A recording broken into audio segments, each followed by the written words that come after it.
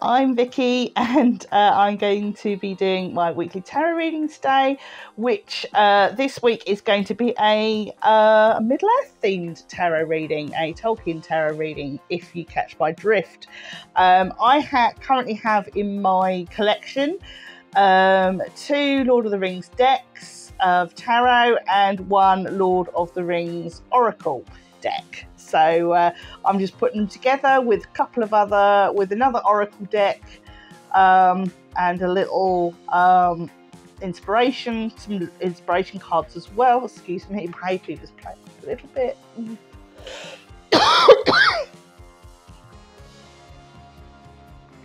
But I've got water on standby, so it should be fine. So I have 3 cards for you to choose. This is going to be a timeless pick a card reading. All my weekly readings are going to be timeless. I quite enjoy doing timeless readings. So I'm going to stick to doing that. Do what you enjoy, and then you find that you do better at it. So that's what I'm going to do. So if this reading finds you, then have a look at these 3 lovely cards, which I shall talk to you about in a moment, and choose which one you feel drawn to, or if you feel more than one, then choose those as well. Whatever you feel drawn to, even if it's all 3, give them a whirl. Okay, there's going to be timestamps at the bottom, so you just find the cards that you're drawn to, check timestamp. Easy as pie. Right, okay, now we're going to get into these cards. Right, these are from the Lord of the Rings Oracle deck.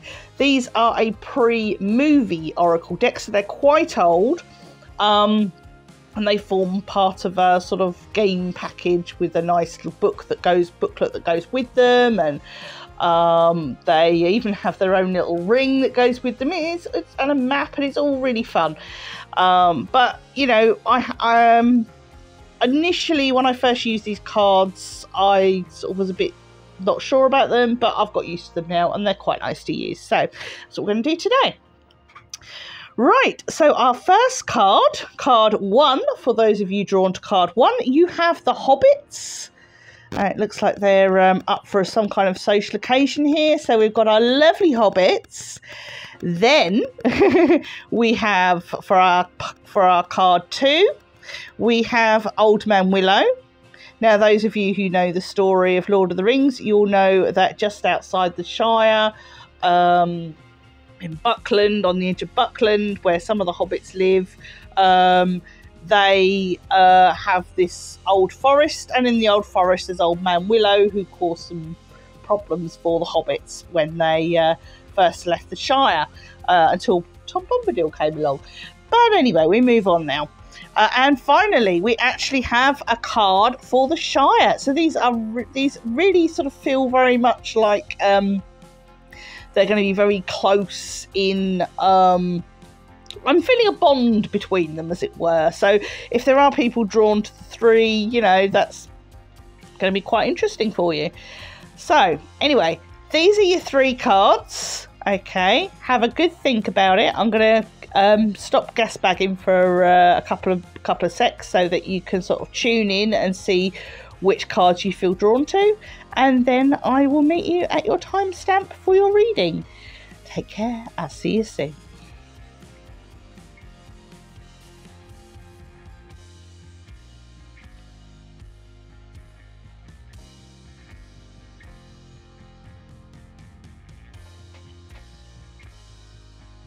Hi, hello, card 1. This is your reading. Welcome. Right, just make myself comfy in the chair, have a nice cup of tea, and I am ready to perform. Right, okay. Now, I originally did the readings for these yesterday, but the readings didn't come out very well. They were sort of aimed more at myself, and they just didn't feel right. And then I had interruptions from my son, and I just felt, no, I'm going to scrap them and start again from scratch. So hopefully we will get a better reading tonight. Okay, right. A little sip of tea. And I've done it slightly differently than what I did last night. I had another Oracle card set, which really worked really well with it. However, it took too long as well. There was so much information from the cards that I kind of felt I needed to simplify the reading further. So that's what I've done. So with the Tolkien tarot cards, I have kept the Whispering Woods cards with them, but instead of the what are they called, Oracle deck I was planning on using, I'm actually using the Mindfulness jar instead, because I just felt that would be a little bit more appropriate. Right, okay, now we've got that out of the way, let's get into the reading. Right, here we go. Right, your card that you chose was the Hobbits, if you remember rightly. Obviously, they are a great community. They start at the beginning of both the Hobbit and the and Lord of the Rings. And obviously, we have in the Hobbit, the story is about Bilbo's journey, and in Lord of the Rings, it's more about Frodo's journey. And so I kind of feel that if you're drawn to this, perhaps you are, about to embark on a journey of your own, certainly through these cards anyway. So we'll see what comes up for you. Right, okay, the first card, the first two cards, jiggly brain tonight. We have for the Whispering Wood cards, we have surprises. Under the most ordinary stone is an undisturbed garden. And we have retreat. Spoil yourself in the morning mist. Breathe in the eucalyptus trees, berries, and wattle. Right, so this is not retreat as in run away. This is retreat as in, a bit of space in, even if it's a bit of space in the day, I'm being told. So look for a bit of space in the day to retreat into. Okay, right. Now, it looks to me like we are, and I'm as I'm talking, again, I'm looking at the Hobbits here, and I'm getting that line in, I think it's The Hobbit, where he talks about the Hobbit hole, and that it's not a dirty, smelly hole, and it's a nice hole, and it's Hobbit, so that means comfort. And I'm really got that sentence strongly about this idea of comfort and again retreat, because obviously the Hobbits like to retreat into their holes and live this very comfortable lifestyle. So I'm wondering whether things have settled down, or you feel everything's quite calm. And then some interesting little surprises are going to come. Okay, I must apologise for any background noise. My little boy is still refusing to go to bed. He is autistic, so the normal state of affairs doesn't quite work with him. So he may invade, in which case I'll have to pause. But we're going to roll with this tonight. I'm kind of mentally prepared for any sort of pitch invasions, as it were. Right, anyway, let's get on with this. So we're going to move straight into the tarot here, and we're going with the Gilly deck, which is my newer deck, and we have the Six of Wands here, followed by the Five of Wands. Interesting. And then we have the Five of Rings. So we have two fives together. Again, very interesting. And we have the Knight of Rings reversed. And the Knight of Rings, I believe, is Faramir. So we'll have a little look at him.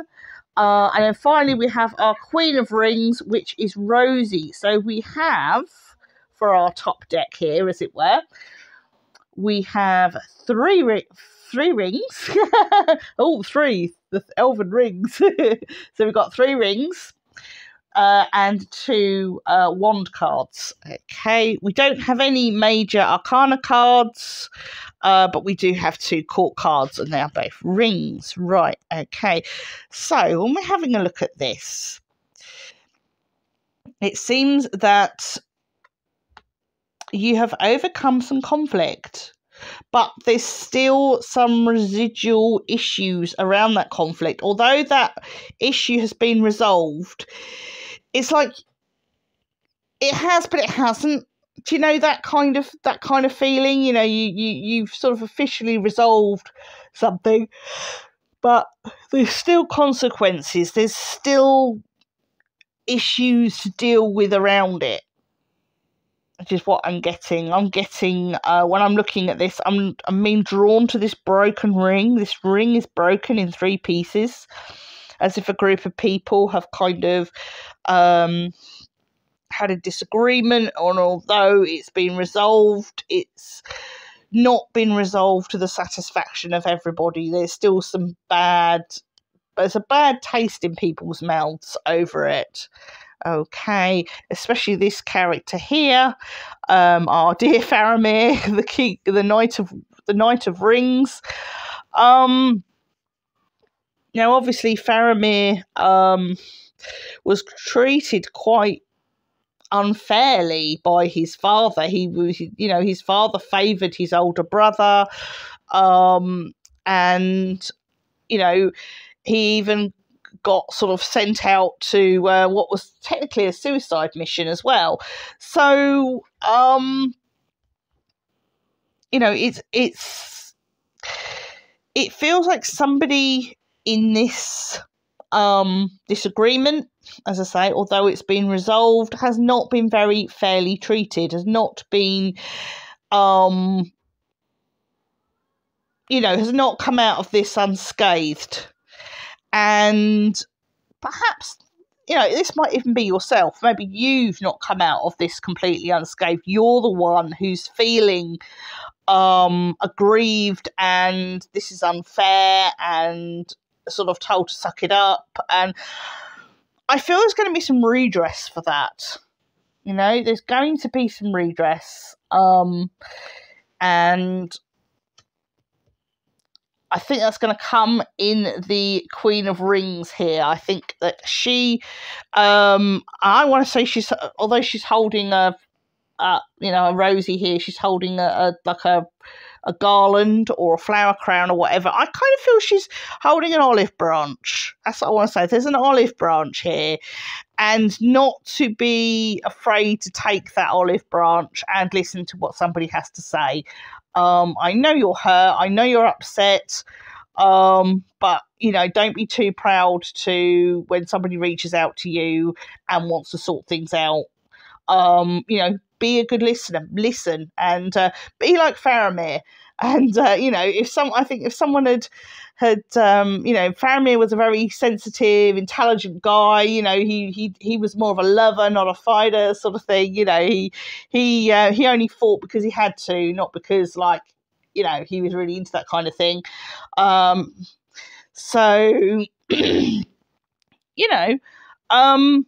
When that olive branch comes, just accept it graciously and listen to what's being said, really. Okay, so we're moving on. We're going to look here at this lower deck, which is the Donaldson deck. I'm still after the Hobbit version of this, but it's a little out of my price range because it's quite rare and I don't think it's published anymore. But anyway, hair out the way. With this one here, we have the 10 of Wands. We have the 10 of Swords, so 2 10s, and they're together like these 2 5s are together. We also have the Queen of Cups, very interesting, Goldberry actually. I was going to say Gladriel, but this is actually Goldberry. We have Glorfindel. Now, interestingly enough, he turned up last night in all the readings I was doing last night. He actually turned up in all of them. Every single reading I did, he turned up. So he's turning up again. So he's really pushing his point at the moment. And then finally we have the King of Wands. So we have 3 court cards in this line. We have 2 swords. We have, no, not 2 swords, 2 wands, 1 sword, 1 cup and a coin. So, yeah. With this first one, we've got, with the 10 of Wands, we've got Sam carries Frodo up the side of Mount Doom where they can cast the ring. The burden will soon be lifted from Sam's shoulders. So what we've got here, and obviously we've got this 10 of Swords, and I'm going to look at these together. Sauron's power entraps. I hope you can see these okay. I'm just going to look over at the camera. Yeah, you should be able to see these okay. Right, so Sam carries Frodo up. Well, done that one. Sauron's power entraps and ensnares those who try to accommodate it. Okay, interesting. So, whereas a lot of the time, this 10 of Swords is normally about either burning bridges or, cutting things off, endings. This one feels like it's about drawing people in, and almost like the One Ring, drawing people in and entrapping them in a way. And so I'm wondering with this, whether this is saying if you take on too much of other people's problems, you're going to end up, the weight of it is going to end up entrapping you into, you're not here to fight other people's battles. You're here to, fight your own battles in a way. You've, in some ways, let your Sam do the carrying. I'm hearing let Sam do the carrying. So in this, I feel with these 2 10s, you're kind of the Frodo with these 2 10s. You are, you've got a lot of burdens. You've got this job you've got to do. Like, he's got to go destroy the ring. And he knows he may not come back from it alive, but he knows this is something that he's sworn to do. And he must do it, to the best of his ability. But obviously he's got Sam, and Sam here is carrying him up the mountain. Sam is his wingman, is his support guy. And I feel this is saying, don't, share your burdens, and don't allow everything to pile on top of you. Don't feel you have to do all this alone, because you don't.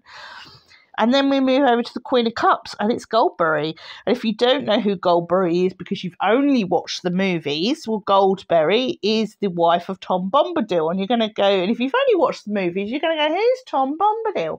Well, Tom is in Lord of the Rings, the book, and he was left out of the book, and some people say that was fine because he's not integral to the actual War of the Ring as such. He just sort of is somebody that the hobbits meet on their way to Bree. But I love that part of the story so much. I when I first read the book, I loved that part of the story. And I've always just wanted to go back to Tom's house and just chill out with him and sing songs and eat fine food and live in the woods. I'd be quite happy to live in the woods with Tom and Goldberry. Yeah, sign me up for that. Anyway, right.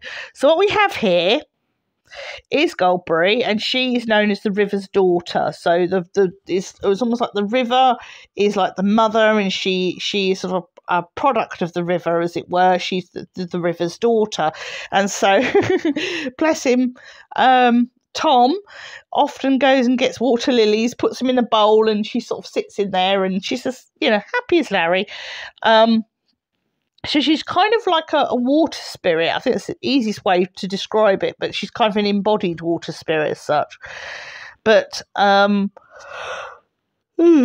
excuse me, it's getting towards the end of the day. And, she, in this in this particular card, it says that she is the water spirit and she guards the source of water. So in a way, perhaps what we're seeing here is her protecting the water from impurity. So she's like the purity, or representing, purity in that form. And I also see we have a butterfly here. So again, I'm getting transformation, because butterflies are very much about transforming from one thing to another. As I said, we have the lovely Glorfindel here. Yes, he's not in the movies either. He is the one that helps to bring Frodo and his friends and Aragorn to Rivendell, but in the movies that's taken by Arwen. Okay, so that's where he slots in. He's an extremely powerful elf because he's actually a reincarnated elf.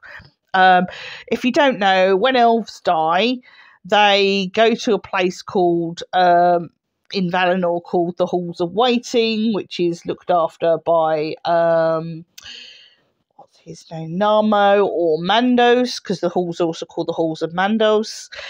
And they wait there. Their spirits wait there to be reborn into new bodies, which would be the same body as they were when they died. That's kind of how it is. But, we're not doing lore today. We're doing a tarot reading.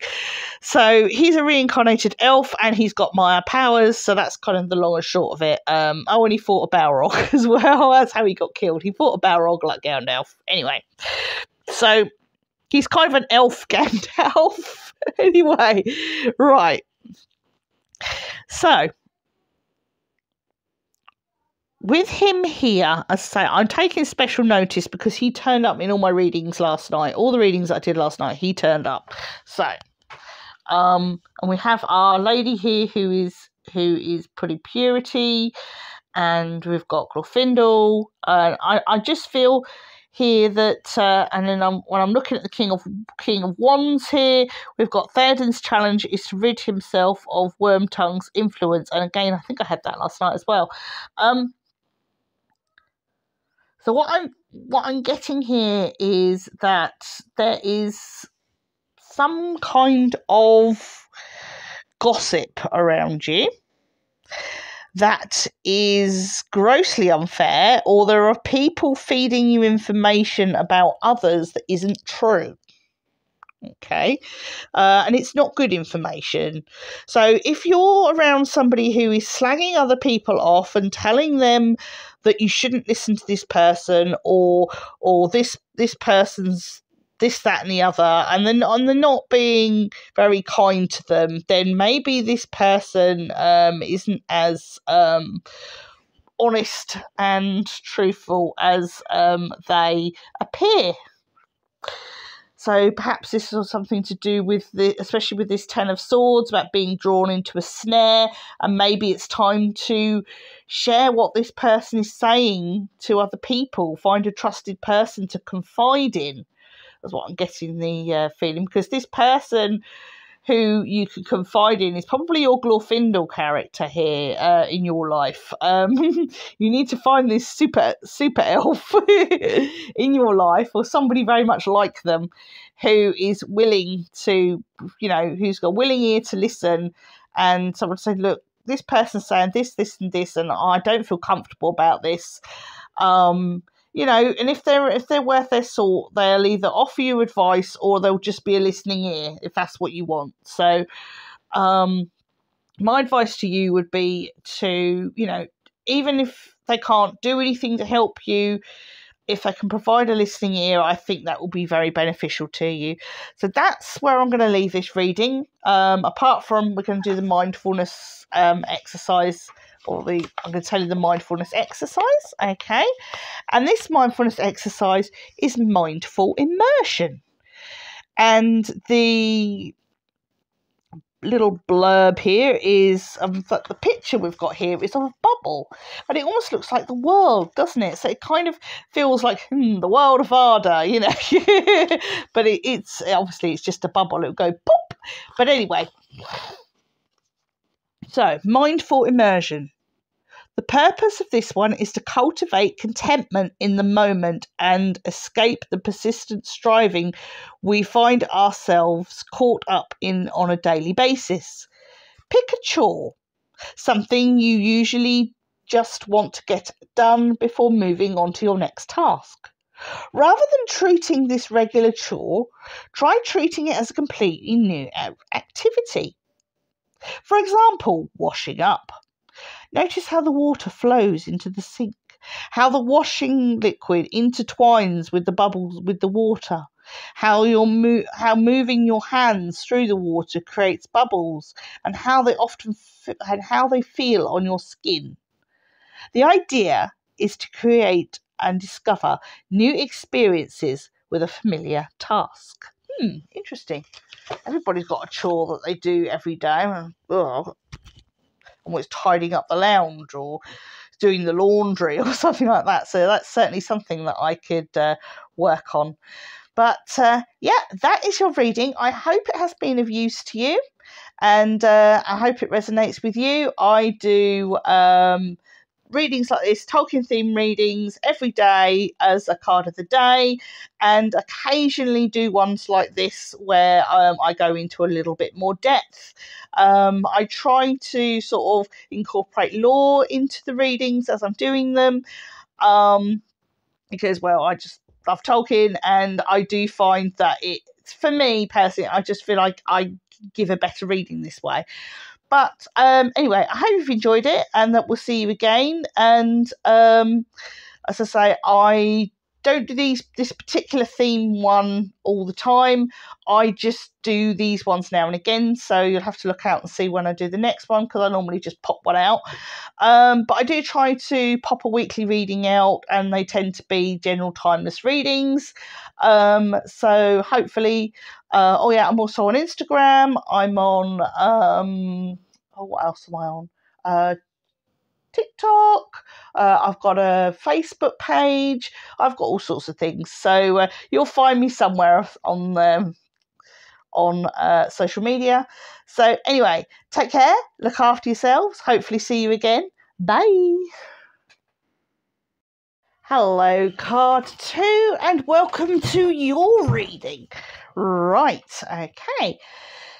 Now, you have chosen, rather bravely I might add, Old Man Willow for your reading, okay?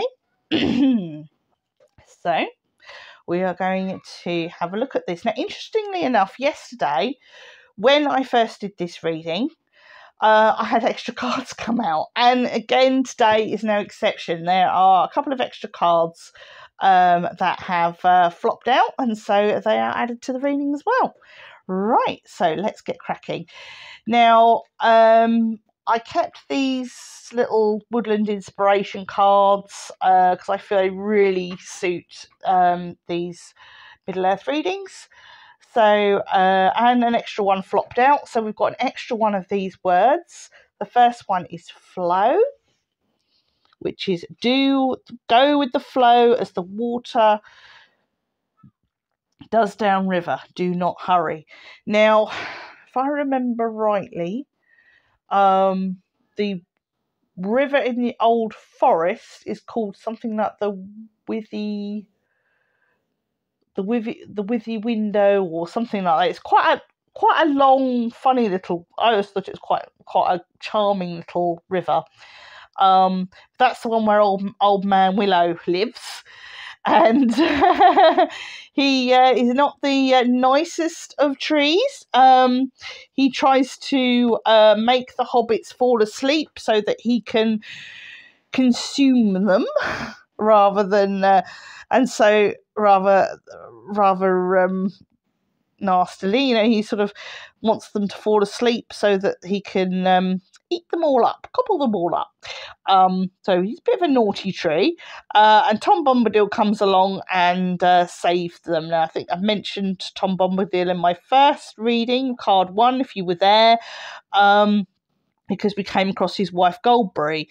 Now, Goldberry, Tom Bombadil wasn't in the movies, neither was Goldberry, but they are quite a charming part of Lord of the Rings, the book. So, and in fact, Tom has turned up today in in our reading itself. So I thought it's quite interesting because in card where card 1 is, we've got Goldberry turning up, and in card 2 we have Tom Bombadil. So very, very interesting, especially if you were drawn to both of those cards at all. Right, anyway, so we have flow and we have patience. Everything can be accomplished at nature's pace. And we have time. Embrace in the dewdrops of life before they disappear with the morning sun. Interesting. It's all sort of almost feels a little bit like old Man Willow, like he wants to personally give out a message. You know, he sort of watches over the flow of the river that's going past him, and he's patient. You know, he's patiently sort of waiting for the hobbits to sort of fall asleep so that he can sort of have his wicked way. You know, and he's got no sort of time scale on when he's going to devour all these little hobbits. So I kind of feel that these words are very much drawn to him. It's all about divine timing and not rushing anything, and sort of waiting for the right moment to do something. Don't be in a hurry to just rush on in like a hero and sort everything out. No, you just be patient, calm, and you know, everything's going to work out. You know, you don't need to push it. Okay, right. So we're going to go into our first line of tarot cards. Okay, and this is the Donaldson Lord of the Rings tarot on along the top here. And they are the ones with these little narratives at the bottom. Okay, which can be quite useful with the card interpretation. So as I said, this one threw me out an extra one as well. So what we have here is the 6 of Cups. We have the 3 of Coins. Okay, we have the Magician. That's interesting because I'm sure that came in this reading yesterday. And we have the King of Cups. Good. We have the 10 of Cups. And we have the 5 of Cups. Interesting. We have a lot of cup action here. So, very, very interesting. So we have, if I look out of these, 4 out of these 6 cards are cups. Okay. We have a major arcana card, which has to be Gandalf, the Magician. And we also have the 3 of Coins. We've got no double numbers, but so the only things that aren't cups are our major Magician here, and also this 3 of Coins. So this is looking rather interesting. Right. So now the first card we've got, Merry and Pippin relax and joke after the fall of Orthanc. So yeah, Merry and Pippin, if you know what happens in the story in the Two Towers, they get captured, and they get captured by the orcs and have been taken to Orthanc. When they get to Fangorn, the orcs are attacked by the Rohirrim, and because they're so small, they're able to sneak off into Fangorn, and they come across Treebeard, who is a treant, and they manage to convince him and the other treants to storm Isengard, and they sort of imprison Saruman, the White Wizard, in his own tower, and so they manage to destroy all the pits and orc pits and all the horrible things that were going on in Isengard, or Isengard, as apparently it's supposed to be pronounced.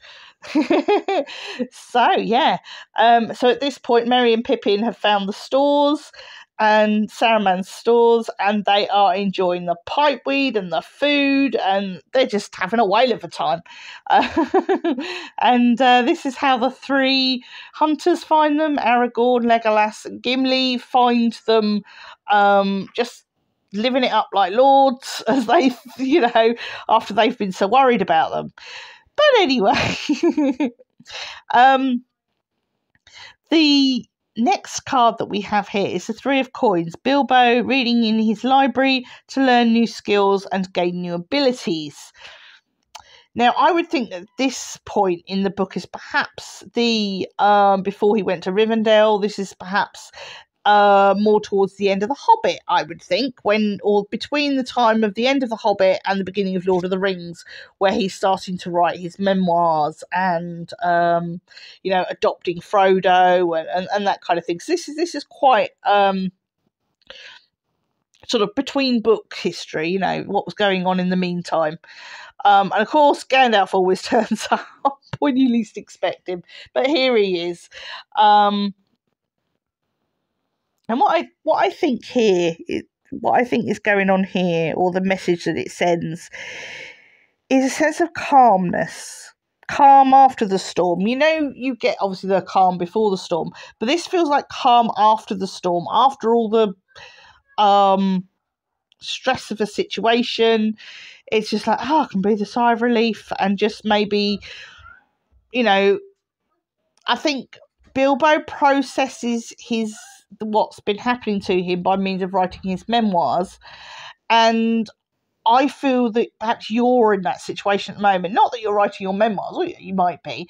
It's more that you are processing something that's happened to you and trying to make sense of it, like when we journal and things like that. And having a visit from Gandalf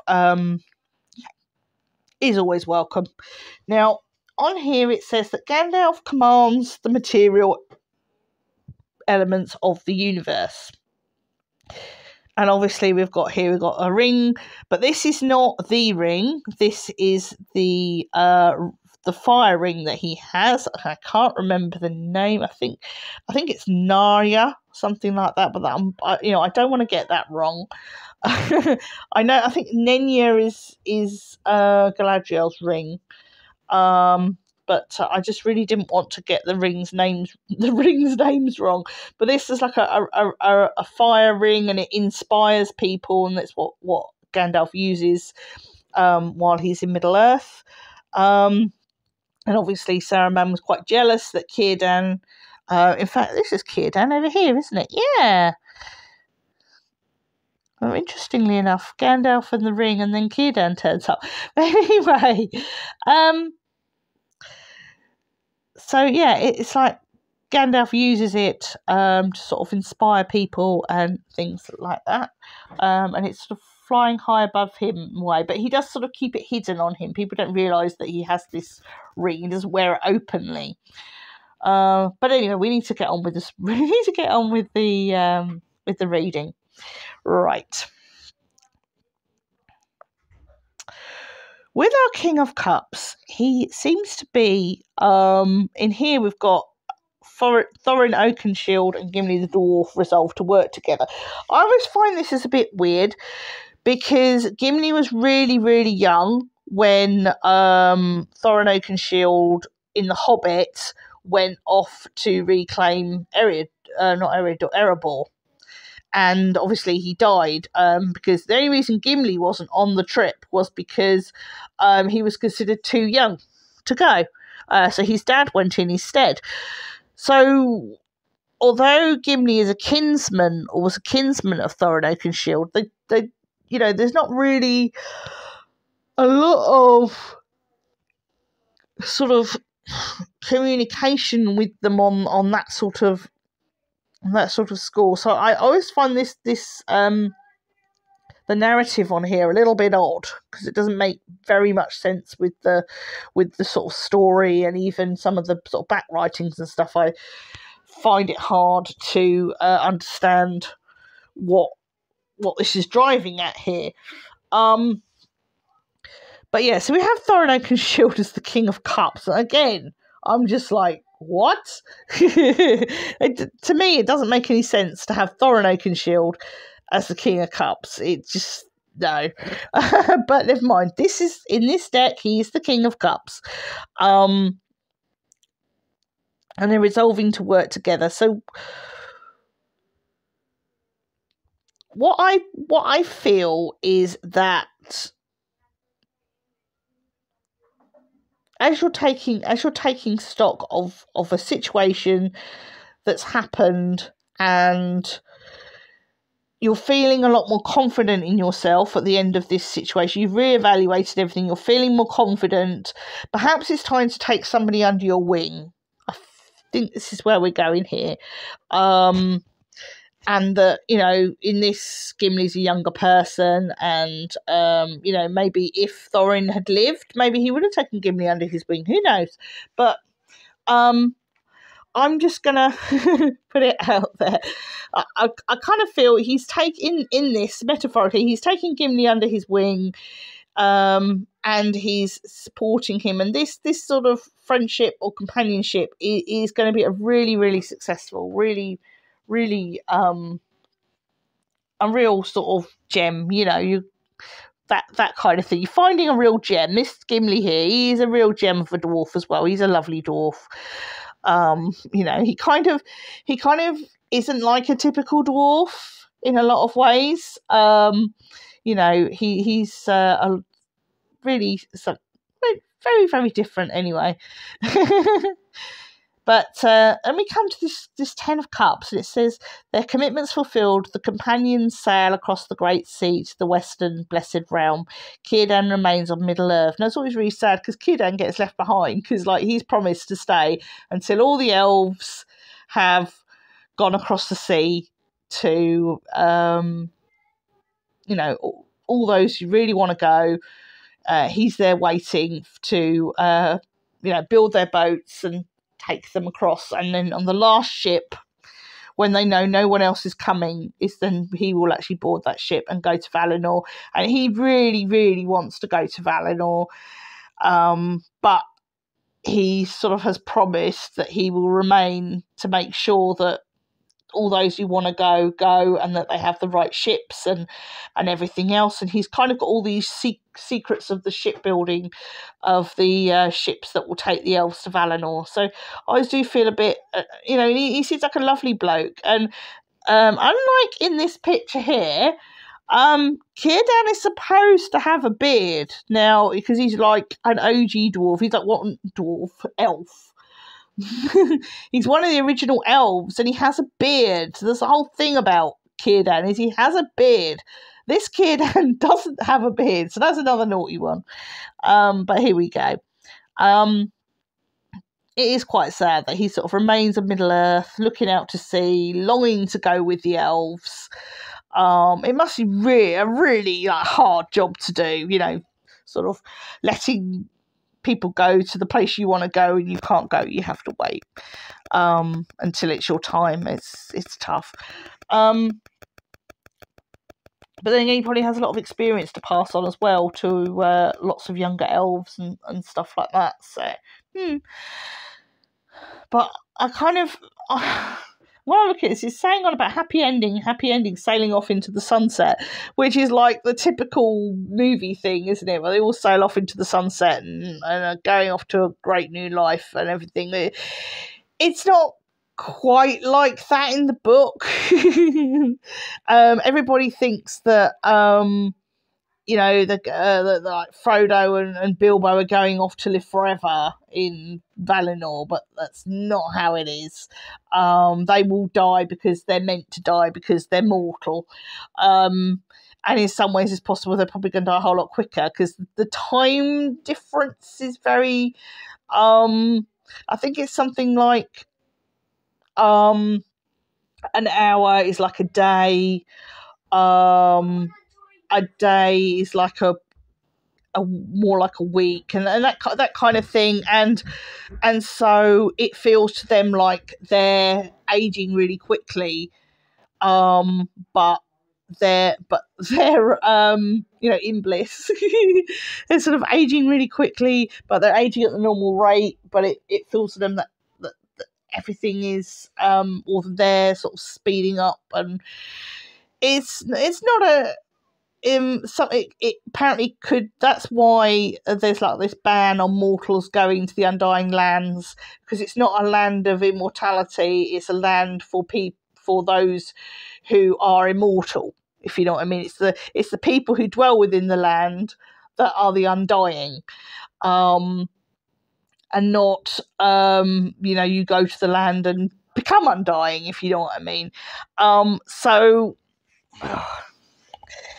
It's, as I say, very, very bittersweet when you think of it like that. But which is interesting, because we now have the Five of Cups turning up right at the end. The companions are disillusioned at the loss of Gandalf. That's after the Balrog incident, when they're sort of coming out of Moria, and they're heading towards Lothlorien, and they're grieved, and they sort of spend a month recovering in Lothlorien because of the grief of losing Gandalf and what have you. But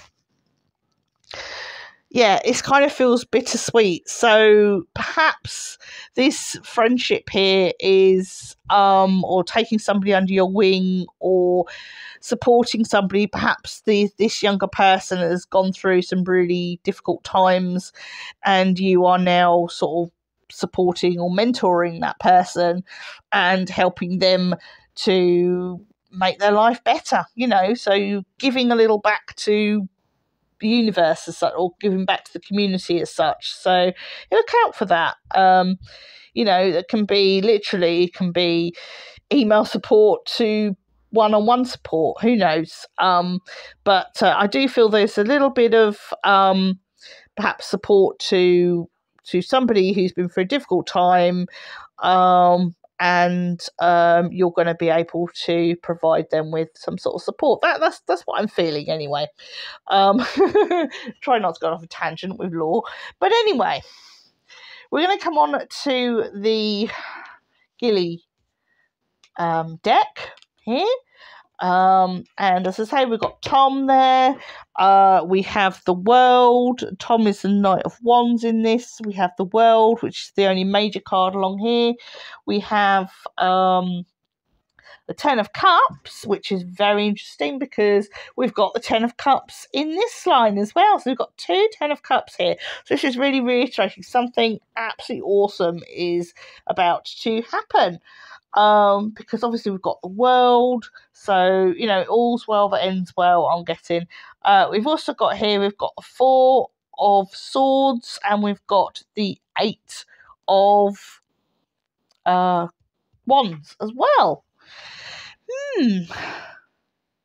Again, this feels like getting through something really, really not really, really difficult, but getting through something a difficult time, and suddenly everything works out. It just feels like it's like all the worries, all the problems are just sort of flowing away on that boat. We've got here, sorry about the umming and ahhing, I'm just getting towards the end of the day and I'm a bit tired, but we've got the Fellowship. There's all 9 of them here. We've got Gandalf, Legolas, Boromir, Aragorn, and the 4 hobbits. And it's almost like saying you've got you're not alone in the world. You've got your the world. You're not alone in the world. You have an amazing amount of support. Both in person and online. You do have your own fellowship. Everything's working out. Just all of a sudden, everything is going to fit into place. That's what I see here. You're able to maybe have have, release some of these burdens that take a holiday. I'm getting in. Obviously, we've got to say it's 10 of Cups. Take a holiday, and this is travel as well. So if you can afford it, obviously, take a weekend away, take a break. Maybe you're going on holiday with a bunch of friends. That would be even better. Take some traveling companions. Go on a quest. Not saying you have to go all the way to Mordor, but definitely, I'm feeling here it's time to go on a break, go on a holiday, for however long it needs to be. I think it will do you the world of good. But yeah, and you might meet a Tom Bombadil on your travels, who will sing you songs, and perhaps this is where you're going on holiday, to Tom Bombadil's house in the woods with Goldberry, and he's going to sing you songs, cook you good food, and tell you tales, and really entertaining. He's a really entertaining guy. So my advice, get on that holiday, book that holiday now, and really chill out and enjoy yourself. Okay, right, we're going to come to the final part, which is the mindfulness exercise. And the mindfulness exercise I have for you, we've got this lovely red curtain here, is mindful movie exercise. Okay, next time you watch a film or documentary, try to observe how you become engrossed in the story. Take mental notes of emotions throughout the film and how they change. Observe how your posture changes throughout the film. Do you tense up at the exciting bits? Try not to eat or drink throughout the film. Give it your full attention. Cool, interesting. Right, so there we are. We have your reading for you. I hope you've enjoyed it. I do Tolkien readings every day as a card of the day, and I do a more sort of in-depth Tolkien readings from time to time when I sort of feel called to do them. But I do try to get a reading out once a week, but they're not necessarily going to be a sort of Tolkien-themed reading. Okay, so hopefully you've enjoyed this and it resonated with you in some way, and you might want to look at some of my other readings. This reading is a timeless reading, as are my readings from now on. Any of my readings that are my pick a card readings are going to be timeless. So I hope you've enjoyed this, and all that remains to be said is take care, look after yourself, and mind how you go. Hello, card 3, and welcome to your reading. Now, I just got a really funny vibe as I was turning over these cards. And it kind of feels like this might be it can happen sometimes where the reader feels a bit of a tingle, and the cards are possibly directed at the reader as well. So I'm going to take really special notice of what's in here, because I really feel there's a sense of it's possibly a message for myself. So let's get on with it. Right, okay. Now with these cards, with these Lord of the Rings cards or Tolkien cards or whatever, I've also added Whispering Woods inspiration cards, which I've got here, and also a mindfulness exercise as well. Okay, so let's see what we've got in store. Now, the card that you chose is the Shire, which is this one here. A green and pleasant land where the hobbits live, and they live in peace there. And it's a beautiful, innocent place, or at least it is at the beginning of the book anyway. Okay, right. Now, the cards that I've got here say, the first one says growth. The tallest oak once started as a seedling. Don't be afraid to start something new. Okay, and then we have the night, which is find comfort in the night where the world switches off and the stars burn bright. Now, we know that the elves love the stars, don't they? Especially the wood elves. They have a really big thing for the stars. And it kind of feels very interesting because we know that Frodo, for those of you that's read the book, there's like a 17-year gap between Bilbo leaving the Shire and and Frodo leaving the Shire, and it's talked about in the book that Frodo goes off quite regularly and meets with elves and strange people and stuff as after Bilbo leaves. So I'm finding this quite interesting. It sort of feels like we're saying that maybe we're outgrowing our current surroundings. The Shire is nice and safe and innocent, and that green and pleasant land. But I kind of feel that this is saying we need to grow from that. We can't stay here, otherwise we're just going to stagnate. And we need to perhaps look at exploring the world outside of the Shire. Okay, so let's have a look and see what cards we've got for the Donaldson deck. The first card we have is the 2 of Coins, followed by the Page of Coins, which is interesting because this turned up in every single one of my readings last night. Because I had to redo, these are ones that I've had to redo from the night before because it all kind of, there was a strange energy about them, and I kind of felt all the readings were saying the same thing, and it wasn't directed at my readers, my people watching this. It was directed at myself, and I felt I couldn't put those readings out, and also my son was coming in and disturbing things, so I kind of felt that those 3 readings couldn't go out, but he turned up in every single one, and he's turned up in 2 of these as well. So I'm paying particular attention to our Page of Coins here, who is Glorfindel. He is a reincarnated elf who, in the book, he's the one that rescues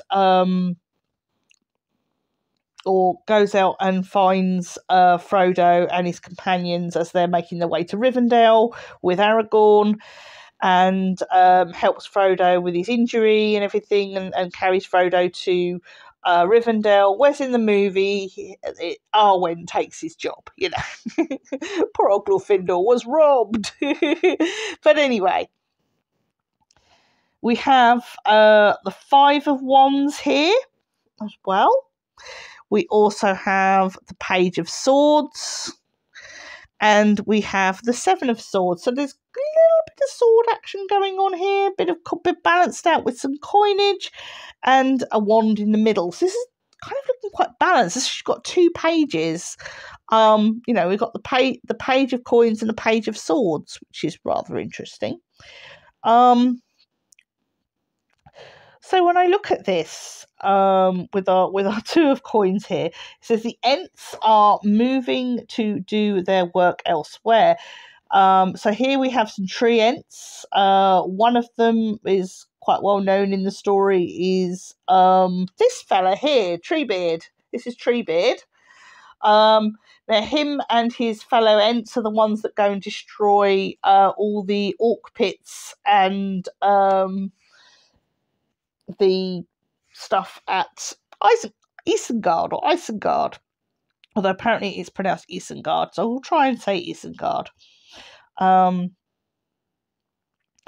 And so they are the ones with I think Fangorn or Treebeard finds Merry and Pippin, and sort of befriends them, and as I say, they help to lead the Ents off to attack Isengard. So Isengard. Anyway, as I've said a bit about Glorfindel,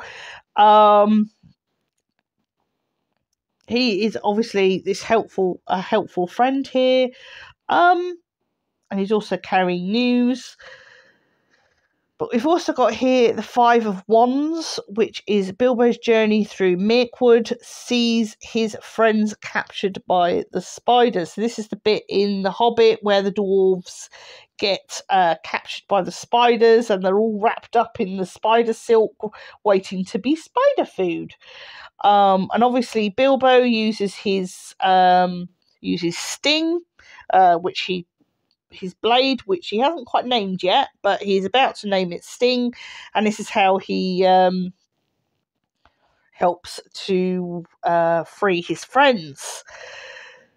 So what I'm getting here is that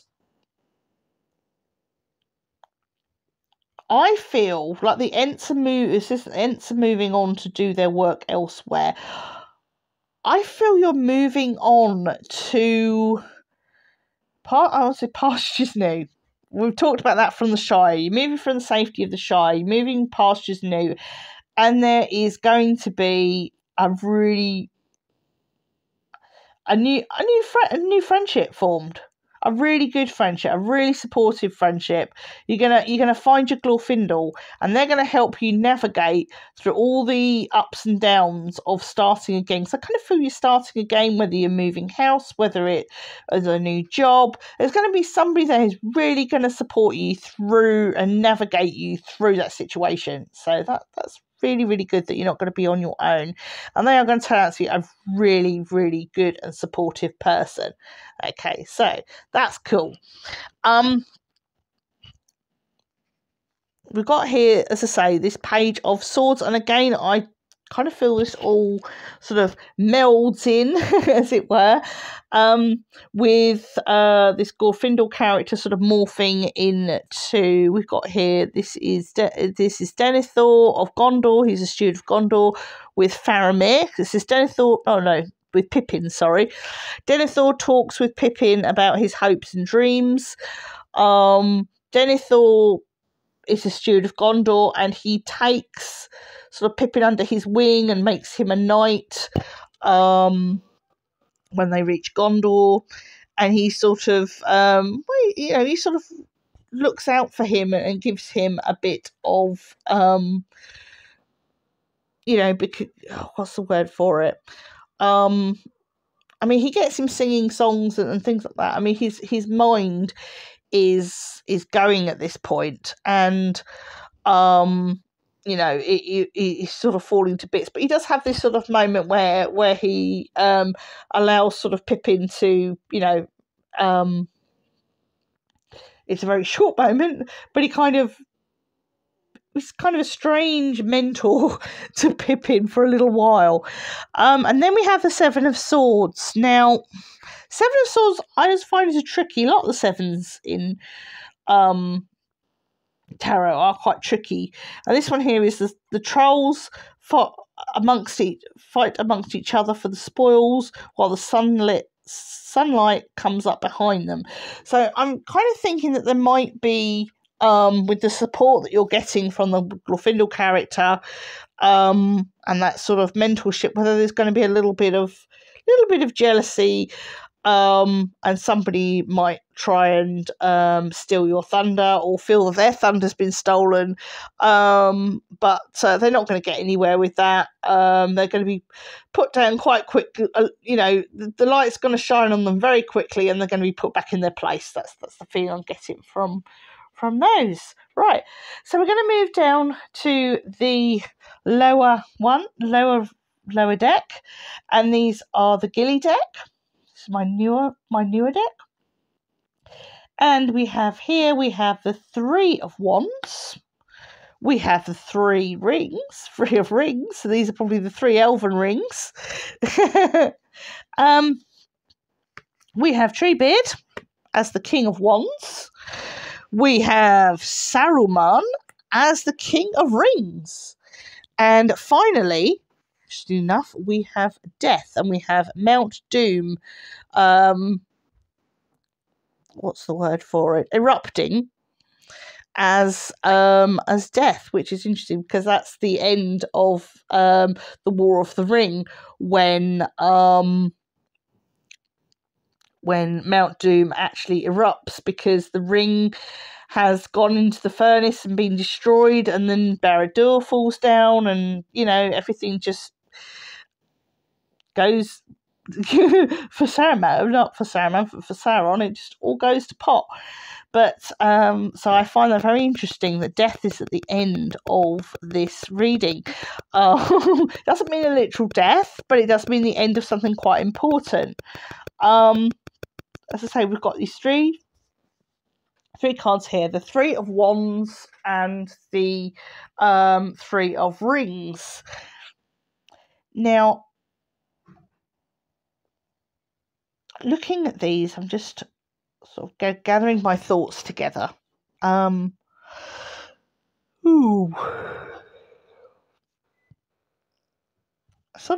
It's sort of balanced, really.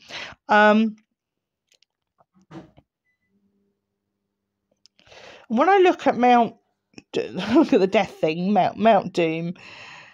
Now, if I remember, well, I do remember that when Sauron's one ring is destroyed, even though these three elven rings were not made with he never touched them, they stayed pure, and Galadriel had one, and Gandalf had one, and Elrond had one. They diminished into sort of nothing more than to the state of nothing more than trinkets, to put it that way. Because in the story they use, like Elrond uses his for Rivendell, it keeps Rivendell as it is, a sort of timeless place, almost like a magical, I think Tolkien sort of describes it as going into fairy, as in like Rivendell is like a fairy land, as it were. And also the word for it, Lothlorien is the same, is this sort of timeless realm, so that the elves, in fact, Lothlorien is almost as close to Valinor as you can get, as close to the Undying Lands as you can get on Middle Earth. That's kind of how it is. And then Gandalf carries around, I think it's Shire. I hope I get that right. And their power after Mount Doom goes off, and the ring is destroyed and Sauron is defeated. As I say, their power diminishes. So it's like their power is dissipating. Their power is going away with these rings here. And then you have these three staffs. Now, I want to say that whereas this is sort of going away, I feel like this is dissipating, going away. This energy is coming in, and it's like whereas this energy was about keeping things as they are. Okay.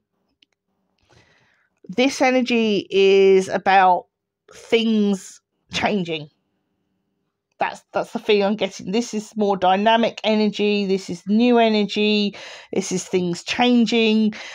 The apple cart is being upset. As I said, we're in the Shire here. Everything's happy and peaceful, blah, blah, blah.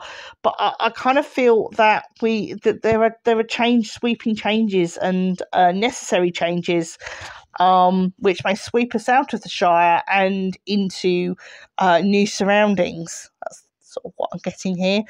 And we've got our two kings together. So we've got 2 3s and 2 kings. And our king, interestingly enough, our King of Wands here with Treebeard. And obviously Treebeard ultimately defeated Saruman and locked him up in his tower, but then later on released him because he felt sorry for him. But initially, they attack him, and his treants attack Isengard and Isengard and destroy all the sort of mechanism, because Saruman was into sort of mechanics and things like that, machinery and stuff. Whereas Treebeard was into nature and shepherding nature and protecting nature. And so it's almost like technology or whatever. It's almost like a change of technology giving way to a more natural way of doing things and a more natural way of living. So maybe when we're talking about the Shire and Green and Pleasant Land and things being the same, and what we're actually talking about is the status quo in your life. Sort of, oh, you're used to having your mod cons, you have a comfortable lifestyle, everything is fairly easy, and you're going to give that up for a more natural lifestyle, which is harder, which is not as easy to come by. Maybe you're going to give up meat or become a vegetarian or a vegan. Maybe you're going to live a more ethical lifestyle, because in the end, as we say, the Ents won. Nature won out at the end of the day. And I always think to myself, when I see like technology and stuff like that, how quickly nature can reclaim. I mean, you look at places like Chernobyl and other abandoned cities, even the rainforests, where these rainforests are being sort of taken down. They're actually finding cities underneath, the places that these sort of what we thought was sort of ancient rainforest. Turns out 200 years ago, they were a big sprawling city. And so, in the end, nature reclaims its own very, very quickly. And perhaps nature is claiming you and I think getting you to think about having a more natural lifestyle as opposed to maybe the current cushy lifestyle that you're living now. So maybe that's some food for thought there. And I feel it's a change that you can't go back from. Once you've made that decision, whatever that decision is, to change something, you're not going to be able to go back. The decision will be final. So it's important that whatever lifestyle changes you're going to make, whatever decisions you're making, that there's no going back afterwards. And the reason I say that is because you've got the death card at the end. And, death card is transformation and change. And, of course, when the volcano erupts, when Mount Doom erupts, obviously that is going to change the landscape of Mordor. It's going to change the area. It's going to, Mordor is going to be a very different place, now that Sauron has gone. So, you have to kind of think of it in those terms. So I hope you've enjoyed that. We're now going to move on to the mindfulness exercise that we're going to add to this. And it is mindful hand awareness exercise. Grasp your hands really tight and hold for 5 to 10 seconds, then release. And pay attention to how your hands feel. Keep your attention focused on feeling for as long as you can. Do this exercise several times throughout the day until you feel you appreciate and understand how it feels and how your body and mind deal with it. Okay, so there we are. Give that a try. I hope this has resonated with you and that you've enjoyed this reading. I do sort of Tolkien-themed readings every day as a card of the day, and then I occasionally do one of these type of readings. And so look out for those. I do try and get a timeless reading out once a week if I can, but obviously I have family constraints and I have to fit things in around my duties as a full-time carer. But apart from that, I try to get this out when I can. And so I hope you've enjoyed that, and we'll see you again sometime. And if you have enjoyed it, don't forget to pop a little like, and even better, subscribe, so that you will find out when I'm next doing a reading.